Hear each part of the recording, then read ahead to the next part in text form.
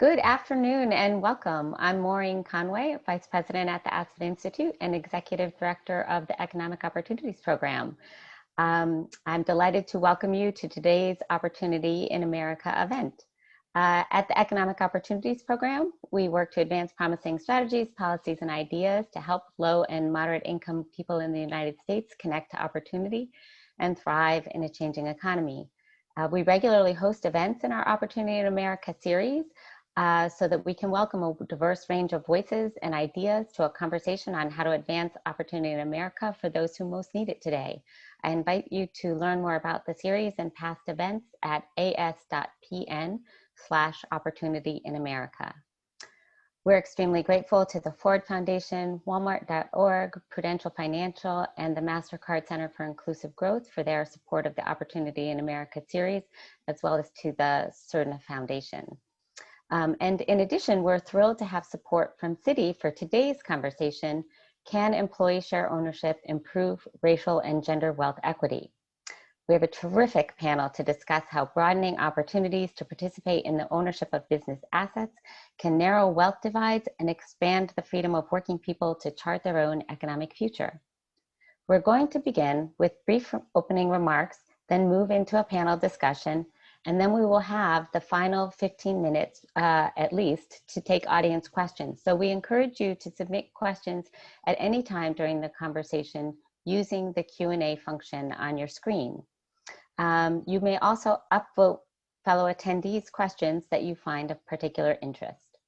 In addition, we encourage you to join the conversation on Twitter. Please use the hashtag #TalkOpportunity. And it is now my great pleasure to introduce our first speaker who will share opening remarks. Natalie Abitamarco is Managing Director, U.S. Business Partnerships and Inclusive Finance at Citi Community Investing and Development. Natalie manages Citi's efforts to strengthen new and strategic business initiatives and aligns internal efforts closely with the work of various nonprofits and consumer advocacy organizations, focusing on expanding economic empowerment and growth for lower income and underserved communities. Natalie has a long and accomplished career at Citi and within the banking industry, playing important leadership roles in the industry and in championing investment and economic progress for low-income communities and for communities of color. I encourage you to read her full bio on our website for more details so you can fully appreciate how honored we are to have Natalie with us today. And Natalie, thank you so much for joining us, and let me turn the floor over to you. Well, thank you, Maureen, for the kind introduction. It's been great to partner with Aspen to further the conversation about employee ownership, and we appreciate your leadership in lifting up pertinent research and best practices to share with the field and with our other stakeholders. As Maureen said, I'm Managing Director of Citi U.S. Business Partnerships and Inclusive Finance. And frankly, the focus on employee ownership has been a journey, but it's probably been the most exciting aspect of my career at Citi. And acknowledging the importance of race and gender has driven so much of our work for many years. And at this point, I do want to share something meaningful that Citi just announced. So last month, Citi launched the Action for Racial Equity, which was an effort to leverage Citi's core business capabilities to intentionally move the needle on the racial wealth gap and racial equity in the US. I suggest reading a report that we put out. It's called, and it's by our GPS report called Closing the Racial Inequities Gaps. And it really highlighted lots of research, but most importantly, it created an opportunity for us to talk about things that we really didn't know. And in the report, it found that if the US had closed racial gaps for Black Americans in wages, housing, education, and investment 20 years ago, $16 trillion would have been added to the US economy. And if those gaps were closed today, $5 trillion could be added to the GDP in the next 5 years. So the report is really, again, reinforces what we all know, and that is, it's not a zero-sum game to close the racial wealth gap. It's really a pro-economic growth strategy benefiting all of us. Now, while the Action for Equity is a recent $1 billion commitment on business investments, we've prioritized a racial lens in our community partnerships, starting in asset building to support the preservation of ownership among communities of color. And the Asset Building Policy Network, which is a network that we have been the sole corporate sponsor, which includes organizations like Unidos US, the National Urban League, National Association of Latino Asset Builders, among others, has really utilized a race lens to inform programs and public policies impacting low-income communities of color, including the racial wealth gap and anti-displacement of small neighborhood businesses. Building upon our experiences, our team, alongside our nonprofit partners, committed to a national multi-year effort aimed at preserving Black-owned small businesses. And since 2013, we have invested in capital access, research, and capacity building.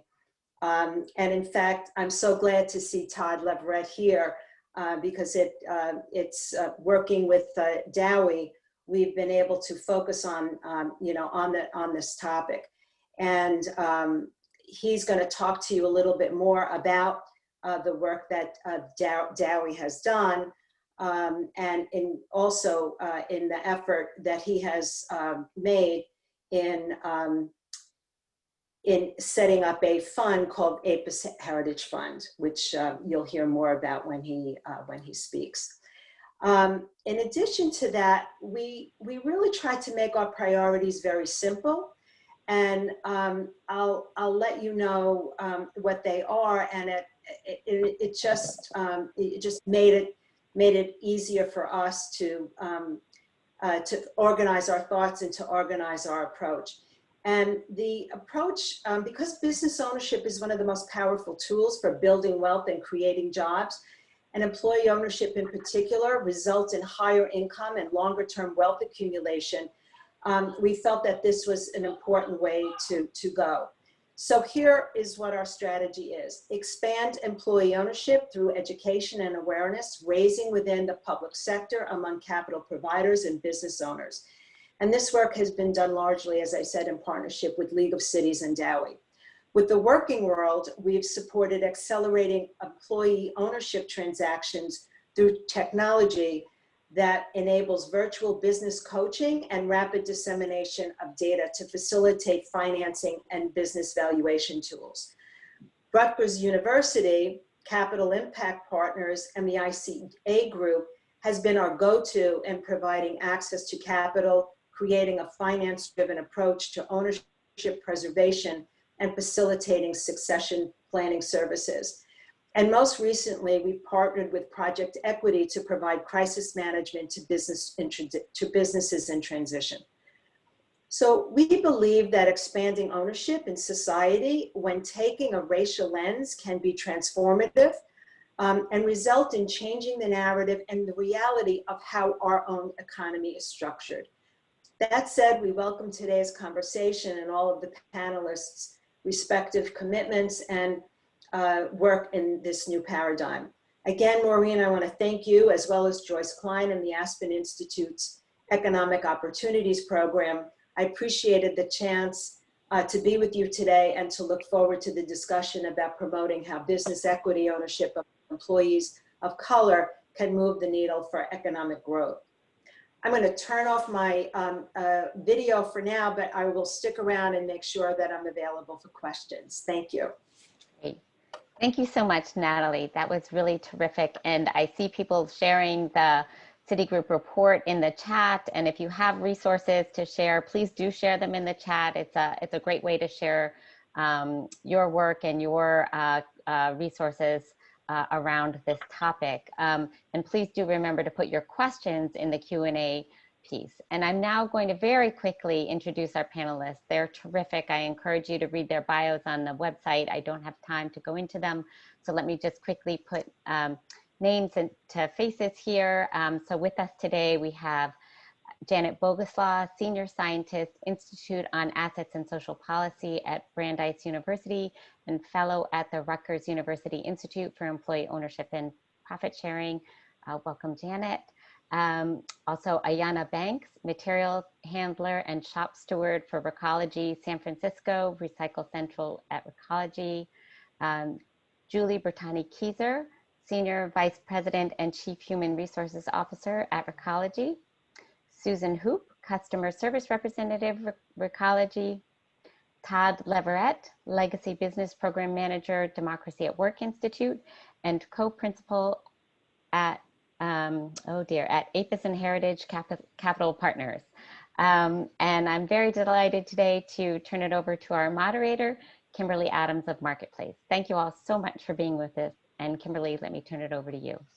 Thank you so much, Maureen, and thank you to Aspen again for organizing such a interesting and stimulating panel. This is such an important topic, especially as we continue to address throughout the economy, just the racial wealth gap and the way that it's being really laid bare in this pandemic. You know, at Marketplace, we focused a lot of our coverage on just how the pandemic and the economic consequences of it, as well as the health effects, are playing out differently across different groups, especially as it affects race. So I'm super excited to talk to everyone today and to get your questions. Please do submit those in the Q&A. I'm going to try to leave as much time as possible so that we can get to those. Todd, I'd like to start with you. You know, we were talking about DAWI earlier, which is a Democracy at Work Institute, is what we were referencing. And there you work with investors and policymakers across a range of communities trying to expand employee ownership. First of all, can you explain how this employee ownership that you're talking about is different from, say, employees owning stock in a company that's traded in the stock market? Yeah, excellent, Kim. Excellent question. And thank you so much for moderating. And I'd like to thank Maureen and Aspen and Natalie and Citi for hosting this event. We've all worked together for a long time, so happy to be here in this moment. Before I answer your question, I'll take a step back, and Natalie did a great job at really laying out, you know, what this is all about. You know, we all know we're dealing with extreme wealth inequality in this country, but when you zoom in on communities of color and you disaggregate that data, you really start to see that, you know, as we often say in the Black community, when America gets the cold, Black America, and may I say brown America gets the flu, and I guess nowadays you could say gets COVID, and it's really not you know, there's really not an overstatement. Median wages for Black and Latinx families have, you know, either stayed stagnant or declined over the past 40 years. 60% of Black workers, 75% of Latinx workers have $0 in retirement assets right now. And the median white family in the U.S. has between 7 and 10 times the wealth of the average Black family. So we're talking systemic inequities that create a disproportionate number of working poor and people of color communities. And what you end up with is a situation where there's a lack of resilience, a lack of ability to withstand a bad day or a bad week or a bad year in communities. And you end up with a situation where you have workers taking on a disproportionate amount of business and macro and microeconomic risk without being able to reap the reward. So when we really talk about, you know, ownership and what does it mean at its core, and what does it mean in the context of employee ownership as we're talking about here today, we're really talking about a principle and practice of properly sharing risk and reward of, you know, risk, business risk, macro and microeconomic risk with workforces that actually, you know, create, that build the products and services that we use every day. I really love this term that's come out of essential workers, because it really speaks to how the working people in this country hold this country together. And I think this idea, as we're talking about, of employee share ownership, recognizes the essential nature of our workforces, not just in name only. And I hate to say, a lot of it seems to be in name only. It really recognizes them and helps them build resilience. So how employee ownership as we talk about the Democracy at Work Institute, we really believe true employee ownership has two pieces. There's financial ownership, the ability to reap the rewards of when business does well. And then there's true ownership, which you can equate to shareholder ownership in publicly traded companies, which is the ability to have input in it, in its narrowest form. Are you able to vote for who's on the board of your company? And who ultimately makes, making the decisions about who's going to manage the company? Is there a feedback loop between the stakeholders and the shareholders and what's actually going on at the company level? And the research really shows that when you do this, you end up with better companies that grow faster, that withstand economic downturns better, that has higher employee engagement, lower employee turnover. And then you end up with a situation where you have employees who are actually getting compensated fairly. So, looking at just S Corp ESOPs as one subset of employee ownership, median account balance of $147,000 in their ESOP account and $100,000 in other plans, including like a 401k plan. The average American, when they retire today, has about $17,000 in their retirement account. So we're talking about real wealth building opportunities through employee ownership. The median worker of color, 80% higher wages as employee owners, 30% higher incomes as employee owners, and 36% longer job tenure. So we're really talking about flattening the curve, to use another common term, of this racial wealth gap, using this model that really is just a fairer and better way to go. Thank you for that. And thank you for that context about the racial wealth gap and how employee ownership might play a role in minimizing it. Julie, if I could turn to you to talk about how this actually works in practice. You are Senior VP and Chief HR Officer at Recology. Can you tell us a little bit about the company? Obviously from the bio, we can learn what it does, but sort of how this plays out in practice. Yeah, I'm very happy to, Kimberly. Thank you. I'm going to start with a little history of Recology. And I know we should be short, but I'm going to start from 100 years ago, so bear with me. So over a century ago, there were people like my own grandfather who emigrated from Italy and came to San Francisco, and nobody would give them work. And they had to figure that out on themselves. So what these early immigrants started doing was picking up garbage, all the things that people threw away, by themselves.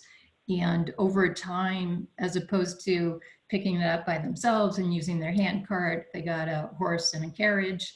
And then they started joining forces and together joined a company called Sunset Scavenger.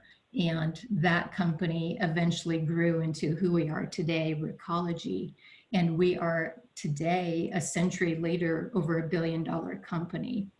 The neat thing about our company is we've grown over that time period as an employee-owned company.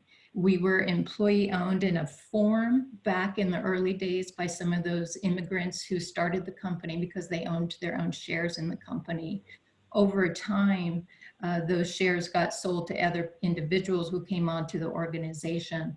And in 1986, they sold their shares to the ESOP, the Recology Employee Stock Ownership Plan.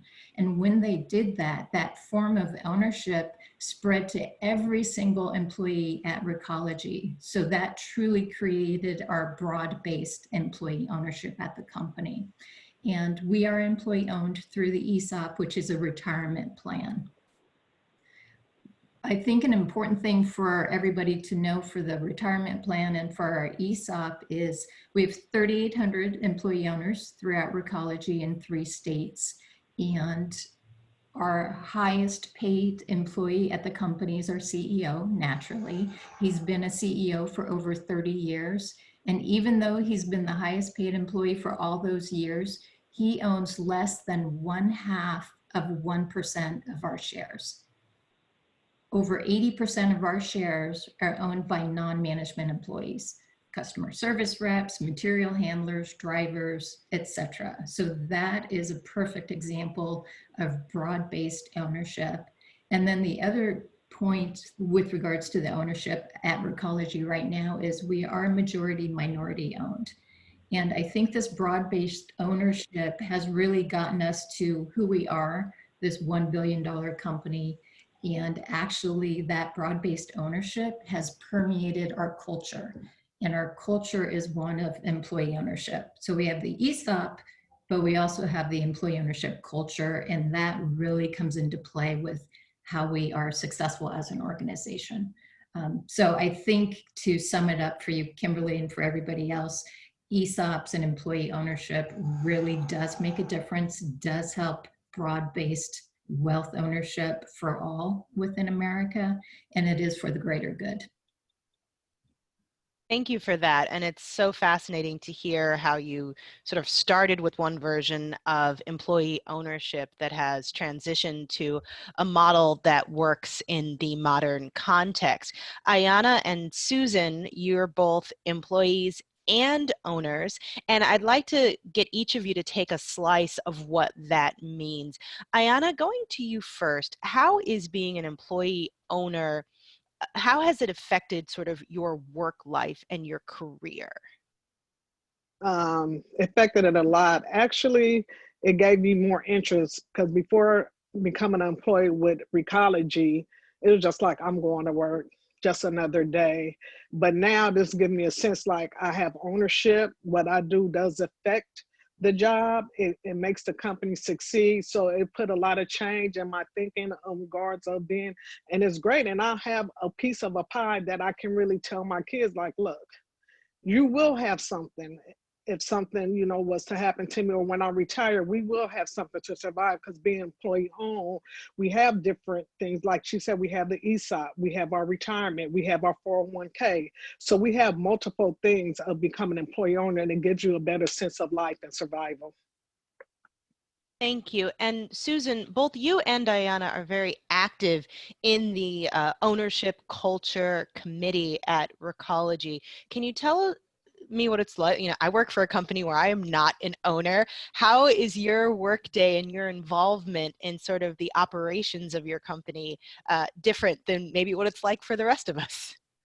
Well, to me, it's purpose and reason. You know, you have a reason, like Ayanna said, to go to work every day, knowing that it's up to you to do the best job that you can, and knowing that you have a stake in the company, that it's just not an ordinary company. You own stock in this company, so you take pride in it, and you feel good knowing that each and every one of us have a different role. That's like in a family, each of us have different roles, but if all of us do our role correctly, we're going to succeed. And it takes all of us to make a successful company. And being an owner, this makes you every day go to work saying, I'm going to walk away every day knowing I did the best job that I can, and be proud of who I am and what I represent as an employee owner. Thank you, Susan and Ayanna. Janet, you released a report last year looking into how employee ownership can help low and moderate income workers build access, especially when you consider race and gender. Can you tell us what you found and what inspired you to look at this issue in particular? You're muted because it's a pandemic and that's what we do. Hi, sorry about that. Yes, you don't want to hear my neighbors, but maybe you won't. Thanks for having me here today. And yeah, it was a very exciting research project to work on. It was funded by the Kellogg Foundation, and it was run through the Rutgers University Institute on Employee Ownership and Profit Sharing. And what motivated this was a question that a lot of us ask. How do you build the assets of low and moderate income workers in ways that will benefit themselves and their families? And we've all been asking that question for a long time. And a lot of the emphasis and the focus of the research to date has been looking at investments in human capital. How do we help people with education, or understanding how to work on their finances, things that maybe will help them increase their income.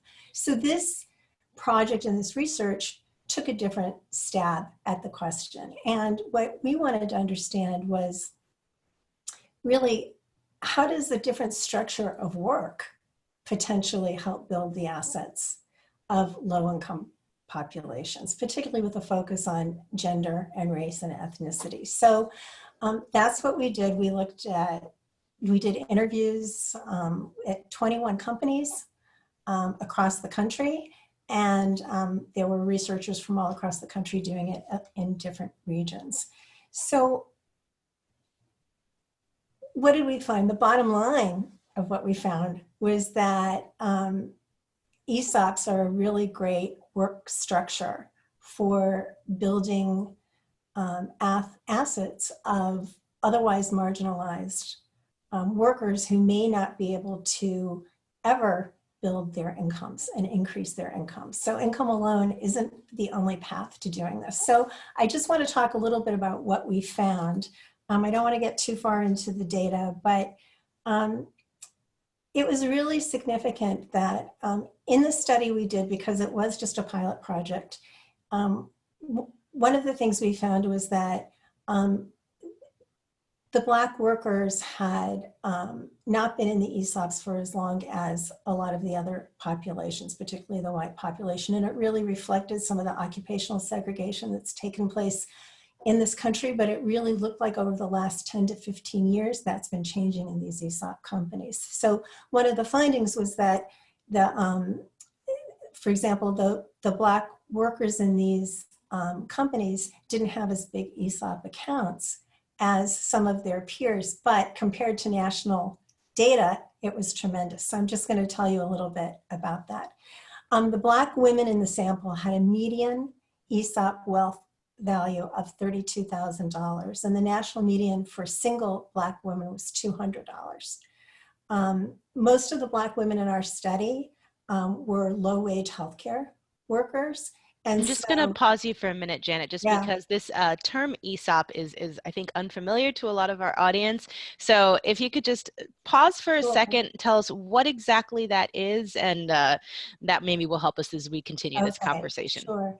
So an ESOP is an employee stock ownership plan, and it's actually a part of the tax system through ERISA that enables, Todd can probably explain this a lot better than I can, but what it does is it enables a firm to create a trust of ownership that's called an employee stock ownership plan. And workers do not have to put money into participating or buying and purchasing that typically, and they accrue value from this as part of the stock of the firm. So you can have an ESOP in a privately held firm, and you can have a ESOP in a publicly held firm. So public stores that a lot of people know about, it has an ESOP. And Chobani Yogurt is an ESOP. So workers accrue value, and when they leave or they retire, they can take the value of that ESOP account with them. And it's considered an additional retirement account. And there are different kinds of tax benefits for the firm when they enter into this kind of operation. Todd, do you want to add anything to that, or is that? Janet, I think you did a really, really good job. My 5-second version is it's like a 401k created from the same piece of legislation that created the 401k, but it invests solely in the stock of the company where that employs the worker. So 401k that invests in the company where you work. Awesome. Thank you for that additional explanation, Janet. I'd like to I get knew back. You could do it in a more simplified way than I could. But I do want to get back to your results from your research, Janet, but I will also ask that those of you, some of you are posting questions in the chat. If you could please put them into the Q&A, it just makes us a little bit easier for us to sort through the questions. Thank you. Sure. So, okay, now you have the context. So I'm just going to say it again, that the Black women in our sample had $32,000 of value in their ESOP account. That's separate from a 401k that most of them also held. The Black men had $180,000 median. The Latino women had $143,000, the median, and the Latino men had $200,000 at the median. So compared to what we all know about national averages and national savings for Black and Latino workers, this is pretty significant amount of money that they didn't have to take or anything out of their own pocket or their only family budgets as they might have to for a 401k to help build some of this asset wealth. I could go on and on about this report. I would say that, and I know that we don't have a lot of time, but I wanted to say that Julie talked about the ESOP culture. And I think that what we found was that there were a lot of things about the ESOP culture that also helped people build wealth in their firms, because it helped them make a lot of different kinds of investments that help them increase their income. But even without any kind of an ESOP culture, just the structure of the ESOP demonstrated that more firms converting or becoming initiated as ESOP firms help build the wealth of the very low income workers in ways that they'll never be able to do through income alone. So I'll leave it at that, and I can answer more questions during the Q&A. That's so fascinating, and I'm sure that lots of people will be interested to read that report. Todd, if I can come back to you, she talked about converting companies into an ESOP. You know, Julie laid out how her company kind of started in some ways as an ESOP, but can you talk a little bit about, does this really work for all companies, especially if you think about companies that have a more traditional ownership model? What does that conversion even look like? And I'm going to warn you that you're muted. Thank you so much, Kimberly. Appreciate it. So kind of leading into the question, let me kind of say that ESOP, employee stock ownership plan, is one of several forms of employee ownership that includes, you know, the employee ownership trust, and one that's particularly close to my heart and the heart of us at Dowie, the worker co-op, So, you know, different forms of employee ownership that have varying degrees of control sharing in the way they work. But, you know, for purposes of the conversation, you know, they're all employee ownership in my book if they share the wealth and they share some of the decision making, and they share control with the workforce. But to your, what was the question again, Kimberly? I'm sorry, I gave that intro. Well, it's you know, actually, I'll defer to a question that we're actually getting in the Q&A. What are the barriers to other companies to follow the Recology model? Like, how can other companies convert or address this? Well, I think an important thing to notice is that the ability for, you know, it's not industry specific. You know, employee ownership is industry agnostic. You find employee-owned firms across the entire swath, from, you know, professional services to your regular services to manufacturing to it broadly goes across the economy. So it's not an industry barrier. When you talked about specifically, what about firms where there is, you know, a very hierarchical, maybe almost authoritarian sort of structure to it? I would argue that those firms probably need employee ownership more than a lot of other firms. And I think the question is there, how willing is the owner of that firm or the family that owns that firm, how willing are they to expand out ownership and to expand out sharing the wealth of the firm and really get the benefits that we see from employee-owned firms. If you look at what employee ownership at its core is and how it can improve the operations of the firm, you can see that it can work across, you know, any type of company, because essentially what you're doing is you're aligning the interests of your workforce with the interests of management, ownership, and the interests of the company as a whole. When I was in law school, we talked a lot about the misalignment of incentives in companies and where there are costs associated with those misalignments. What employee ownership says is, hey, we're all going to be on the same page because we're all going to be able to benefit and win at the end of the day. So to that, I say, I think any employee ownership can work in any company. If you're a smaller firm, you know, a co-op model or employee ownership trust can work better. If you're a larger firm, you know, we say a democratic ESOP or an ESOPerative is a really good model. But, you know, it's all about the willingness of an owner and the structure to actually take that in. And one last thing I'll say, there's an opportunity because there are a lot of owners out there that are looking to sell their firms, right? So they're looking to divest of their interests of their own firms, and they're looking for buyers. And a lot of them can't find buyers that will either take care and shepherd their legacy or that will even buy their firm. And so I think in those situations, really looking at employee buyouts or conversions is another term, is a real opportunity to expand the ecosystem across the country. Susan, Janet's research and a lot of the questions that were coming in are about sort of the wealth gap. And I wonder what you feel your ownership has meant to your individual family and your ability to build wealth for yourself. Well, for me, it meant everything. I was a single mom with 2 kids, no child support, no help. I worked at one job, no benefits or anything. Coming to Recology, it made my dream come true. Working for an employee-owned company, knowing that I have benefits, knowing that I have an ESOP, and the ESOP, they put shares into your account. And when I look at it today, thinking, I couldn't even put $5 in a savings account if I wanted to. So an ESOP's more or less like a savings account to me, because someday I'll look at it. And when I look at it, I almost have tears in my eyes thinking, I could have never put that money in that account. And so I think an employee-owned company is good for everyone, no matter who you are.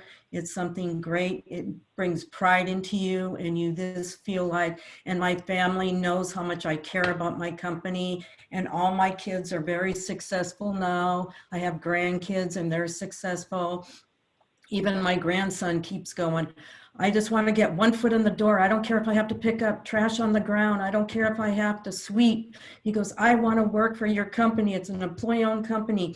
You're so happy. You love your company. And it just brings pride and joy knowing that you're making a difference, and that I'm sharing it with all my fellow employee owners, that we are in it together, and we own a part of this company. It's just not any company, it's our company. Well, Julia, I'll turn to you, and I mean, and I'm going to assume that the lauding language is not just because you're here, but I wonder if this helps you with retention and recruitment, this particular structure, because I can imagine a lot of business owners might look at this and say, why should we give up ownership? Why don't we just go to the markets to get investors and owners instead of turning to our employees? It definitely does have an impact. And I know Susan and Ayana well enough that they wouldn't say it just because I'm on the Zoom call with them. No, we wouldn't. So with regards to recruiting, we do tout the fact that, we're an employee-owned company, and that does have an impact. I honestly don't think a lot of candidates understand what that really means until they get here and learn about the ESOP and our culture. So I keep telling everybody we are the best kept secret because we are great, and it's that culture that really makes us who we are. And it's hard to explain that to somebody who's not within the culture. So that's one thing, and that ESOP does help us with retention. I do want to go back to something that Janet said, because she had mentioned there's different forms of ownership. The key for Recology is we are 100% employee owned. So 100% of us is owned by the employees. So we're privately held. And because we're privately held, we truly can make, I think, longer term, better informed decisions that are in the greater good of Recology. Maybe short term, we could have a hiccup here or there, but if we're really making the right decisions long term, it's the right decisions for the entire corporation long term. And I'll use an example just to share. Our competitors consider themselves in the waste garbage industry. Recology considers ourselves to be in the resource recovery industry. We want to divert as much as we can away from landfills and do the right thing and fulfill our vision of a world without waste. How many people in a company like us in the waste industry have a vision of a world without waste? You wouldn't see that in a public company, because in a private company, we don't have to answer to the analysts.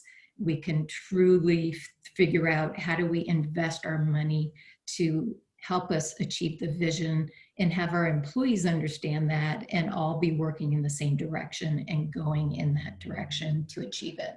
So I think employee ownership, especially 100% employee ownership, allows companies to make better decisions for the company And in essence, that's better for all of the employee owners, which impacts their ESOP retirement plan, which goes back to what Susan said. It helps build that wealth for the employees. That long-term thinking is really fascinating. And Diana, I'm wondering if you can maybe speak to how your ownership of the company where you work makes you think long-term about your work, in addition to sort of what Susan was talking about earlier, how it affects your ability to build wealth for you and your family. It makes me think long term, not to worry, because as we know today, we don't know if Social Security will be here within the next 10 or years or so. But with being an ESOP employee and with the company striving as it does, it gives me a long-term understanding that I will have stability within the next 10 years throughout the future because of the ESOP company.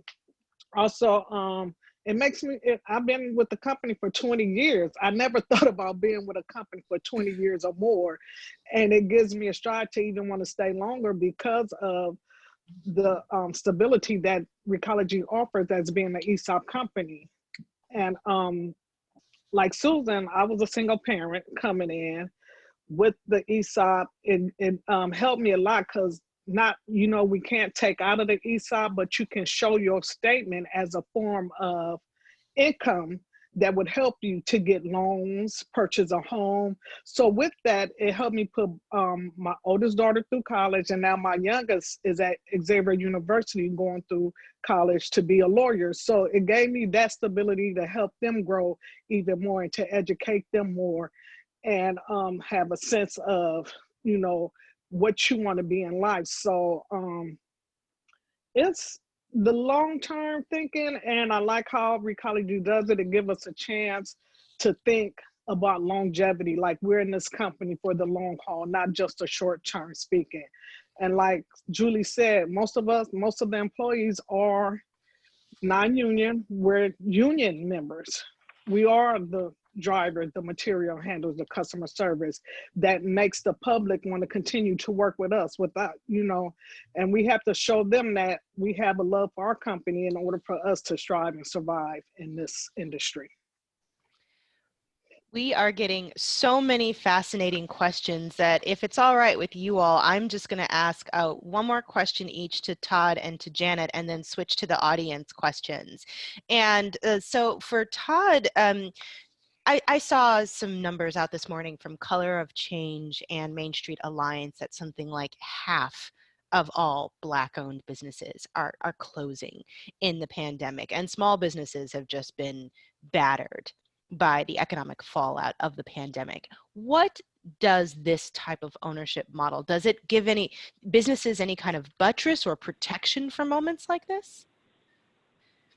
Yeah, you know what, Kimberly, I would say that firms that are, and I love the conversation around long-term thinking for workers, for CEOs, for companies. There's research out there, and you can look, there's a lot of research out there that talks about, and it looks at the last recession. And it said, if we looked at employee-owned firms during the last recession compared to non-employee-owned firms, what did we see? And the research showed that employee-owned firms were significantly more likely to survive an economic downturn than their non-employee-owned peers. And I think one reason for that is that employee-owned firms are thinking about the long term. It's not just about what's going to happen the next quarter, or the next 2 quarters. It's not just about how can we, do stock buybacks and remove as much capital from the company as possible to reduce investor risk. It's really how can we build long-term wealth for the workers, and how can we keep this company here for the long term. And Janet referenced some of that great research. So I would say that I would imagine that, as we move through this and as the numbers come out, that you'll find that employee-owned firms were more likely to survive. I've already seen some really amazing stories about resilience and ESOPs and co-ops, about how instead of, just laying off an entire workforce, where the workforce would actually say, hey, does it make sense for all of us to take some, percentage pay cut so that everybody else, so that we don't have to lay off a portion of the workforce.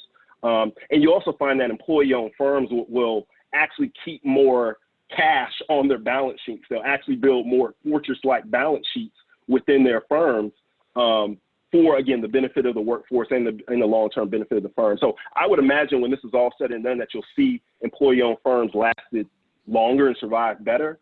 As far as, you know, an employee-owned firm's ability to save a business that is getting zero revenue, you know, that's really where you need government, you need impact, you know, impact investment. You really need, you know, these large institutional players to step in and really help deal with the cash glut that's going on right now. But what there is right now is a very real opportunity, because you have a lot of owners who do not want to go through this next period of recession. You have a lot of owners sitting on some very valuable commercial assets that want to sell their assets, and the market for buyers for these assets has dried up to some degree. And so you have a real opportunity to move,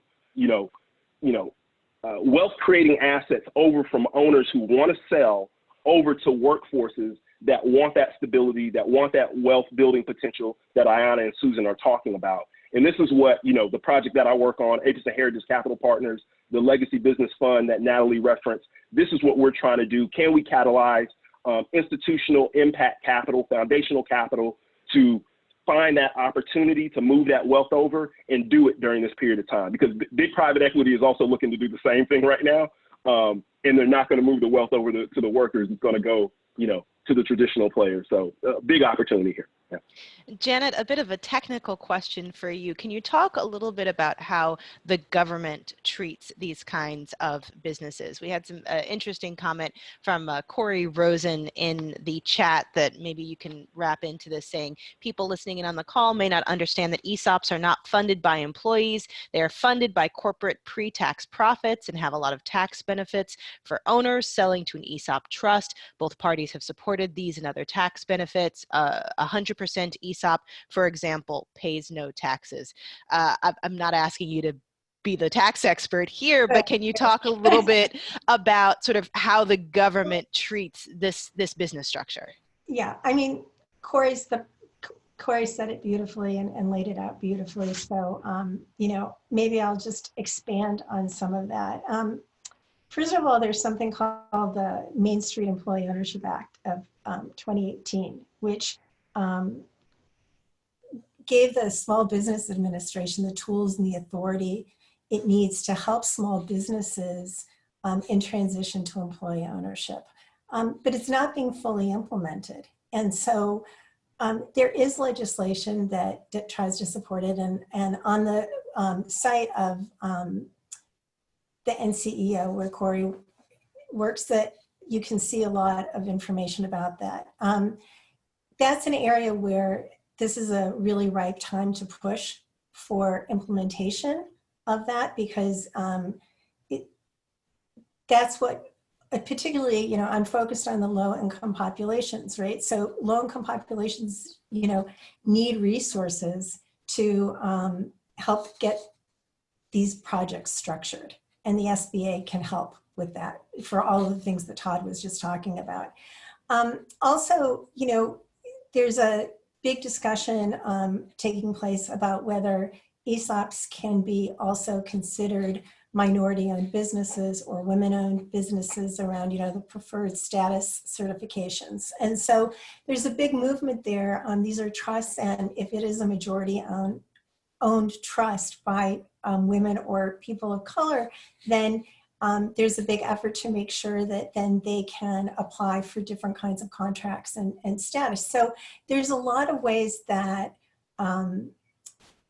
that legislation and policy can help move some of this forward. I guess I want to just add that, you know, outside of you know, federal legislation, there are at least 10 state centers now, mostly supported through state legislatures, to help advance employee ownership in the states. And in mayor's offices, they are starting to have a focus on employee ownership through their economic development offices. And a few mayors are even setting up offices of employee ownership. And that's not just for ESOPs, it's for co-ops, and it's for all these different models. So at each of these different levels, from city to state to federal, there can be different kinds of policies and different kinds of initiatives that help move it forward with a sort of a legislative or policy perspective and frame. So I hope that gets to people understanding some of these issues. I also just want to say that at the NCEO site, as well as NCEO is the National Center for Employee Ownership, has a lot of data about this. So does Project Equity, who just put out a really great new report that sort of summarizes all the data and the information about employee ownership and what some of the policy and practices are. And at Rutgers, there's a CLIA library with employee ownership information that is sort of a wealth of information that people can go to find out more about all of this. Thank you everyone for all of these super fascinating questions that are coming in fast and furious. I doubt we'll get to all of them, but let's try to dive in, and I'll ask our panelists just to try to answer as concisely as you can so we can get to as many of these questions in the time that we have left. This may be a short one, but it's super technical. I'm going to toss it to you, Todd. Is there legislation in the works to preclude loss of 8A certification if a certified company moves to an ESOP or cooperative ownership model with 50% or more broad-based ownership? First of all, why is that important, and is it in the works? Excellent. Well, it's important because, you know, 8A, the 8A program is one of the programs that grants, that allows for minority-owned businesses to get a real chance and a real opportunity for government contracting opportunities and really build their firms that way. And so the question of, you know, is it important for a firm that may have an 8A certification that goes to employee ownership to be able to maintain that 8A certification as long as, you know, the majority of the employees are minority employees is a huge question that, as Janet was referencing, you know, it's trying to be, is a question that people are trying to figure out. And it's not only just, you know, 8A certification, it's minority certification or women-owned business certification at the state level, at the municipal level. When you're looking at, you know, the National Minority Supplier Development Council, like, is their certification, does that qualify if you're looking at employee-owned firms? And for some of the work that's been done thus far, I know there have been conversations that have had where it sounds promising that at the very least on like a state level, certain states, certain municipalities state that, you know, they would recognize it.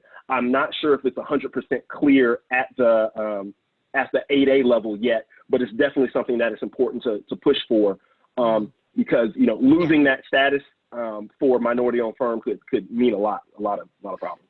And people are posting some interesting and helpful links regarding some ongoing legislation and pushes for legislation in the chat. Ayana, I'd like you to address this question if you don't mind. The racial wealth gap in the U.S. was created by centuries of federal, state, and local economic policy.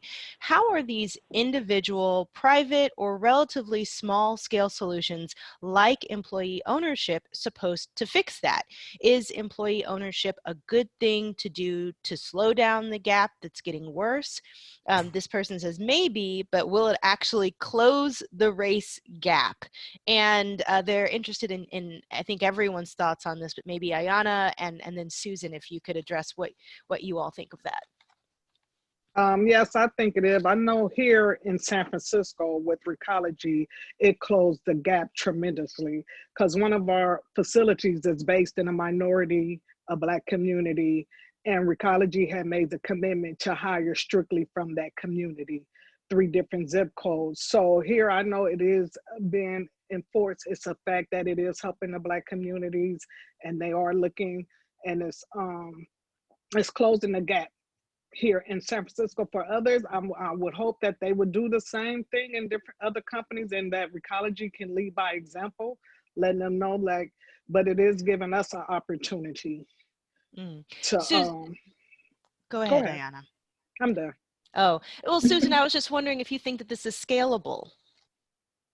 Like, can it expand to the rest of the country what you all have done in your company? I think it can. A lot of it lead by example. So looking at Recology, we believe in that we're employee owners. It doesn't matter what race, what religion, we believe in that we're all in one and we will work together and we will be successful together. So I do believe that when they see strong companies that do believe in everybody's equal, it can spread and it will spread. And that's how it should be. A question for you, Julie, specifically. How, where did you find the legal and administrative guidance to establish the ESOP and employee ownership? Now, I know you mentioned earlier that you had a bit of a background in this heading into it, but for the structure that you have now, what guidance did you turn to? Legal. It's like legal department took care of everything. It's not really, it's an ERISA plan, so it's complicated. You have to follow the laws and the regulations and all of the compliance. So you certainly can't do it alone, and we knew we couldn't do it alone. So we did get an expert in the ESOP law field, and he actually has been working with us to this day, and that advice and guidance has been critical. And so that's what I don't always like to recommend attorneys, but I would recommend attorneys at this There's point. a reason we have lawyers. Another question specifically for you, Julie. How does Recology compute upper level management, for example, CEO compensation? You mentioned earlier your CEO is your highest paid person, but has a very small share in the company. But in an employee ownership model, how do you go about calculating that? I think an important component for everybody to understand, at least from a Recology perspective, is the ESOP is a component and a vehicle and influences quite a bit. One thing to remember is we still are in business. We're still out there. We're a for-profit company. We still want to beat our competitors and provide the excellent service and do all of those things that other companies want to do. So to do that, we have to hire and recruit and retain, and part of that is the total compensation package. So when we look at our compensation for all employees, we look internally as to how do people compare with each other, plus we have to look at the market. So although the CEOs for the ESOP has less than 0.5%, and partially that's because we have a cap on salary as to how much shares you can get. We do have to act like a normal business and provide compensation in other ways for the CEO. Thank you for that detail. I'm sure that's helpful for people thinking about how this applies in the real life market. Janet, a question that came in that I'm hoping you can address. Has anyone looked at whether there are health impacts of employee ownership? Well, health is a very broad category. I would say that Nancy Wyfick has done some interesting work looking at some national statistics. I'll say that in our study, it was really interesting conversations that came up multiple times, that people talked about the health effect in terms of, not feeling as much stress from work. It came up in a lot of different ways. One person talked about when she's not at work, she doesn't have to think about work so much and she doesn't have to be as stressed. And she talked about, another person talked about being with their friends, and all their friends could do on weekends was talk about work or talk about worries and stresses, and that being at the ESOP, she didn't have that same kind of concern. It sounded like being part of an ESOP where there was some of the other things built in aside from just the account gave people a lot of sense of economic security, a lot of future orientation. People started feeling that they'd be able to take care of their health and be well and healthy and in retirement, something that they often talked about wasn't a way that their peers were thinking about retirement. So health, we know that worry and concern about finances is very stressful for people and their health.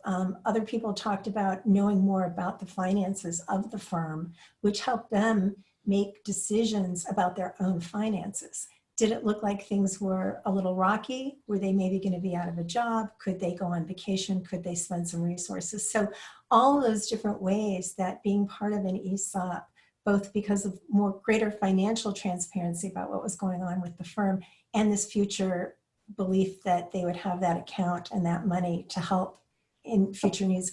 All of that really helps people think about their health and their well-being in a different way. So this may not be the group to ask this question, but I mean, playing devil's advocate here, what are some of the criticisms that you hear? And Janet, you'll probably know this having done this research. What are some of the criticisms that you hear about this model that companies say we can't do that because of this, or the things that are holding other companies considering this model back from actually going the next step? I can start and then others can jump in. Yeah. There's a lot of fear, all right? And what I would say is that in all of the firms where we did our interviews, they also had a 401k plan where the stock was diversified. So one of the fears is everybody doesn't want to have their nest egg all in one place and count on that for the future. But they're not doing that. This is companies that have 401k plans, and they additionally have the opportunity to build wealth through an ESOP. So I would say that takes care of, one of those things. The fear is that the wealth, while it's accruing, something might happen and that nest egg that people are counting on won't be there. But we didn't find in our interviews that people were spending that money ahead of time. They knew that it was something for retirement. They weren't going into debt or anything in some kind of anticipation. So I guess that nixes out some of those other kinds of concerns. Even whether it's a co-op or an ESOP, I think that there's a concern that do people have enough knowledge? If it's a smaller firm, do they have enough knowledge to be employee owners? Will they get taken advantage of? Will something happen? And all those organizations that I already mentioned, along with the Institute for Employee Ownership and Profit Sharing at Rutgers, they all are plugged into, and there are a lot of resources for making sure that worker owners have the information they need, that they get the skills that they need, so that most likely they will not be taken advantage of in some strange way. So that's how I think about that question. Todd, you might have some more things or others to add to that. Yeah, Janet and Kimberly, I think about it more in terms of there are significant barriers that have prevented the expansion of this model. I think one, especially when you look in the world of larger companies and employee stock ownership plans, there's costs. So we talked about, if you wanted to change your business from traditionally held to employee owned, the cost of hiring, the attorneys and the advisors and setting up the plan can be significant.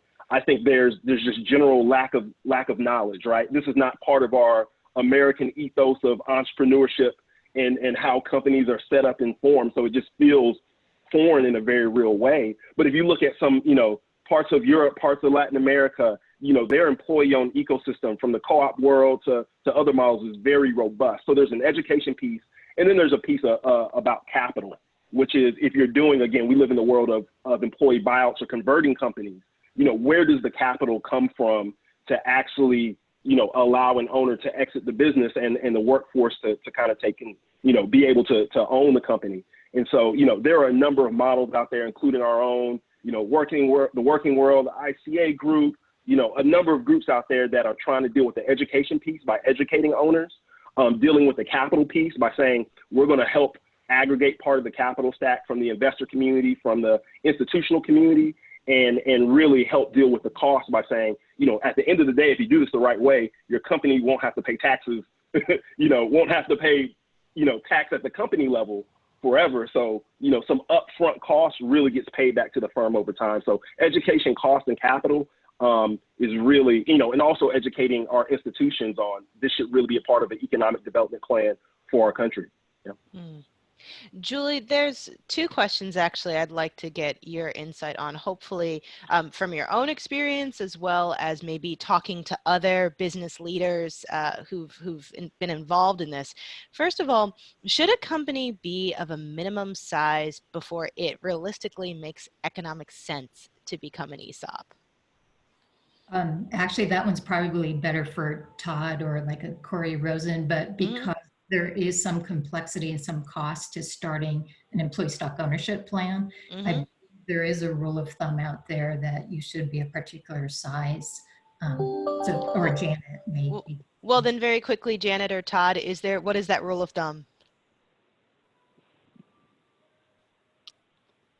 Okay, so I've, when we look at employee stock ownership plan, ESOP, some people say a firm needs to be, some people say $1 million in EBITDA, earnings before interest, tax, depreciation, and amortization.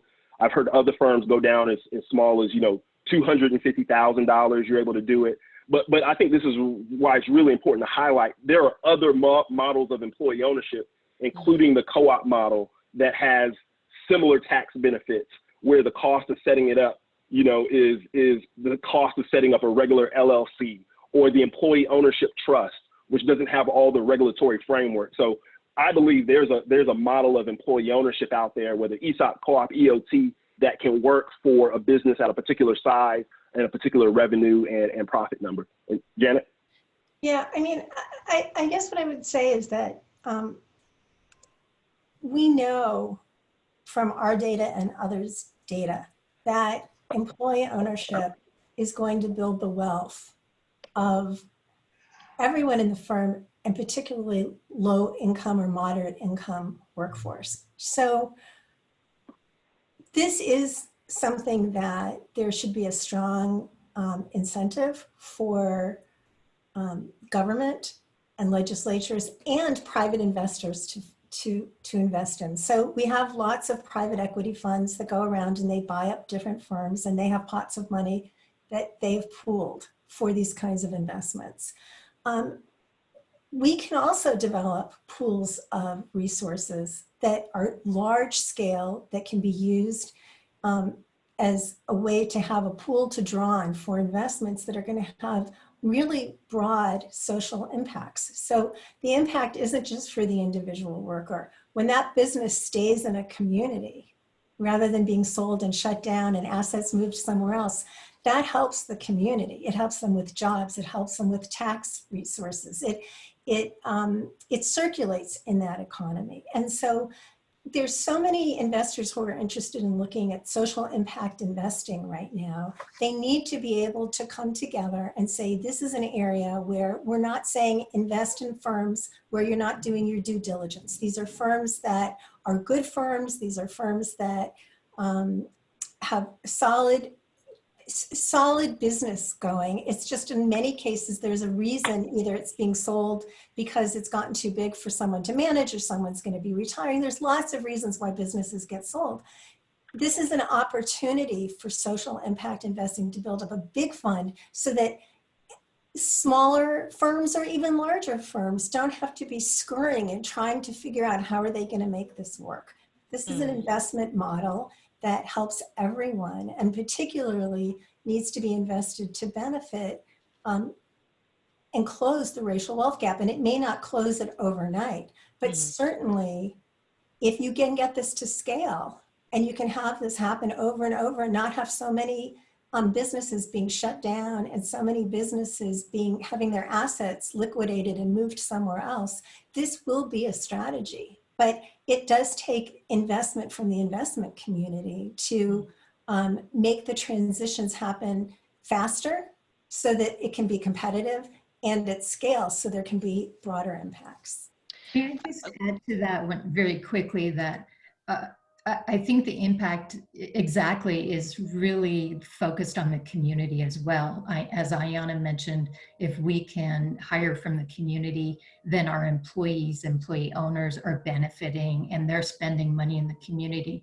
And then when they retire, their ESOP is allowing them to have funds to continue to spend in the community. So it's really a very long-term advantage for the community just for one employee owner. And then when you multiply that throughout, it's incredible. That actually gets to another question that I was hoping Ayanna and or Susan can address.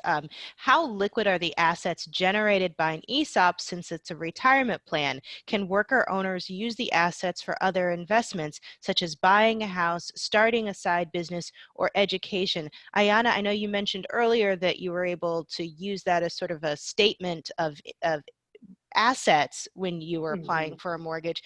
Can you talk a little bit more about how else those funds can be used, or that asset can be used? Yeah, I use it for that. Like for loans, you can use it for. So with the ESOP, you can't take it out until you reach your retirement or at the age of 55, when you can start removing funds from it. But mostly it's just assurance that you do have a source of income if you was to fall back on, like if you was to lose your job or something, that will cover for any loans you take, mortgages you take out on your home. So it's just it enhances your income as you would go to apply for a mortgage loan, a scholarship loan, or whatever type of loan.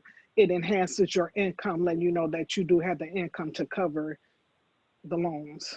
Susan, have you used it in that way as well?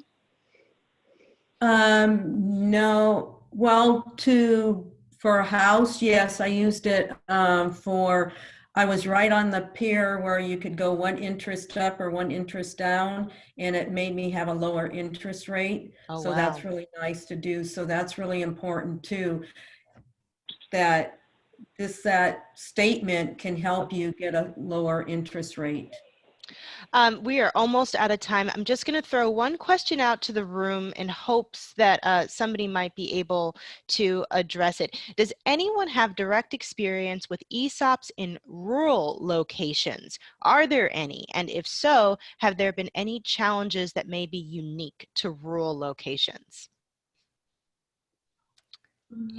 Anybody?